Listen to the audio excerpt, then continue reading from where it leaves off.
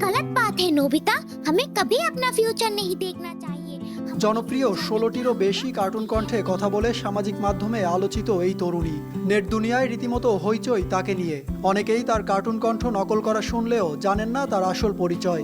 তাই তো সবার প্রশ্ন, কে এই তরুণী, কি তার পরিচয়?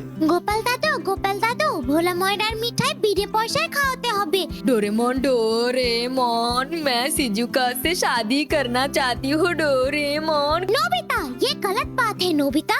জানলে অবাক হবেন, লক্ষ্যে পৌঁছাতে তাকে সম্মুখীন হতে হয়েছে নানান প্রতিকূলতার। ছোটবেলা থেকে কার্টুন দেখতে বেশ পছন্দ করতেন সারাহ মিম।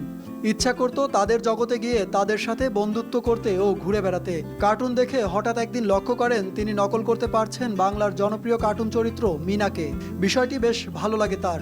পরবর্তীতে তিনি আরও কার্টুন চরিত্রের কণ্ঠ রপ্ত করেন। আচ্ছা, আমি একদিন কি যেন গ্লাসে পানি ঢালতে ঢালতে মিনার ভয়েসে কথা বলে ফেলছিলাম হঠাৎ করে।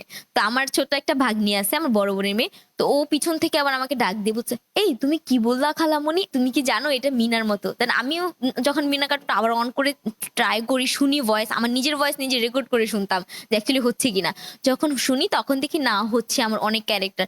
প্রথম দিকে তিনি না জানলেও পরবর্তীতে জানতে পারেন এই চরিত্রগুলোর পেছনের কণ্ঠ কোনো পেশাদার ভয়েস আর্টিস্টের।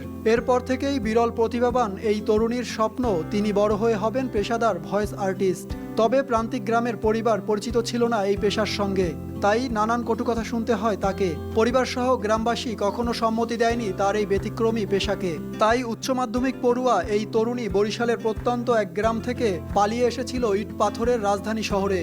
পরিবারের সাথে সম্পর্ক ভালো না থাকায় ঢাকায় তার একমাত্র ভরসা ছিল পূর্ব পরিচিত এক বান্ধবী। ডিসাইড করি লাস্ট একদম, অনেক বুঝাই সবাইকে, বাট সে সবাই বুঝতেছিল না। তখন আমি ডিসাইড করি যে না, এবার আমাকেই নিজে কিছু করতে, আমাকে করে দেখাইতে হবে। কে বলছে এটা নিয়ে কোনো ক্যারিয়ার নাই? আম্মুকে গিয়ে বলি যে আম্মু আমি চলে যাব। কি, কোথায় যাবি, কোথাও বেড়াতে যাবি? আমি বলি না, আমি একবারে চলে যাব বাসা ছেড়ে। কেন, পাগল নাকি? আমি সিরিয়াসলি বলতেছি, আমি চলে যাব, আমি আমার ক্যারিয়ার করব এটা নিয়ে। শুরুতে মিম কোনোভাবেই পৌঁছাতে পারছিলেন না নির্দিষ্ট লক্ষ্যে। একে তো হতাশা, সঙ্গে যুক্ত হয়েছিল আর্থিক সমস্যা। কি করবেন ভেবে পাচ্ছিলেন না। ঠিক এমন সময় তার পাশে দাঁড়ান তার বান্ধবী। নিজের কানের স্বর্ণের দুল বিক্রি করে তার হাতে তুলে দেন অর্থ, যোগান সাহস।